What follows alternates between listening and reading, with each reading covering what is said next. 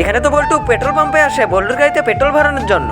ভাই সাহেব পেট্রোল আমি এটার ভিতরে নেব, কারণ আপনারা 2 নাম্বারই করেন, আপনারা পেট্রোল ঠিক মতো দেন না।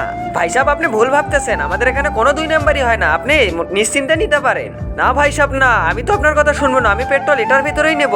আচ্ছা ঠিক আছে ভাইজান, আপনি পেট্রোল ওটার ভিতরেই নেন, কোনো সমস্যা নেই। এরপর তো লোকটা কূপের ভেতরেই পেট্রোল ঢালতে শুরু করে, আর লোকটার দেওয়া সব পেট্রোল তো নিজ দিয়ে সব গাড়ির ভেতর পড়তেছিল। ভাইজান আপনি যতটুকু চেয়েছেন ততটুকু হয়ে গেছে, দেখেন।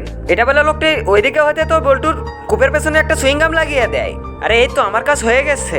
ভাইজান তেলটা এটার ভিতর দিয়ে ঢেলে নেন। এরপর বল্টু তেল ঢালতে তো 1 ফোঁটা তেলও তার ভেতর থেকে বের হয় না। আরে ভাইজান দেখেছেন, আমি বলেছিলাম না আপনারা 2 নাম্বারই করেন, এই যে তার প্রমাণ দেখেন, 1 ফোঁটা তেলও তো আমার কূপের ভেতরে নেই। আরে ভাইজান এটা কিভাবে সম্ভব? আমি তো মেশিন থেকে ঠিক মতো পেট্রোলই আপনাকে দিয়েছিলাম, তাহলে পেট্রোল কিভাবে গায়েব হয়ে গেল? হ্যাঁ ভাইজান আমি পেট্রোল খেয়ে ফেলেছি, দেখো তোমার ম্যানেজারকে। আর তোমরা সবসময় এরকমই করে থাকো, আমি সেটা ভালোভাবেই জানি। এই জন্য তো আমি মনে মনে বলি আমার 500 টাকার পেট্রোল নিয়ে অর্ধেক রাস্তা না যেতে আমার গাড়ি বন্ধ হয়ে যায় কেন? ভাইজান এখনই আসতেছি, যাও তাড়াতাড়ি।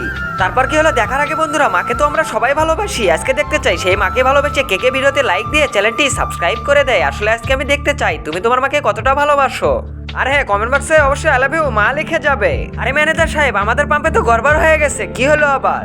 একটা লোক কূপ নিয়ে এসেছিল পেট্রোল নেওয়ার জন্য, আমি তাকে ঠিকমতো পেট্রোল দিয়েছিলাম, কিন্তু পরপরই দেখি সব পেট্রোল গায়েব হয়ে গেল। আর এখন তো লোকটা আমাকে অনেক ধমকাচ্ছে।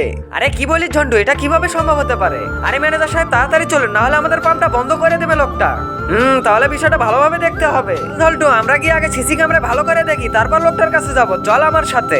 হা হা হা, আজকে তো এই কূপের জন্য আমার গাড়িটাও ফুল ভর্তি হয়ে গেল, আমার টাকাটাও বেঁচে গেল, আর পেট্রোল পাম্পের লোকের থেকে কিছু তো টাকা নিয়েই যাব। আর এদিকে ম্যানেজার সিসি ক্যামেরা সব দেখে ফেলে। আরে এত তাড়াহুড়ো করছিস কেন? আস্তে ধীরে যা, আজকে দেখবো ওর মতলবটা কি, তারপরে ওকে ধরবো, চল এখন।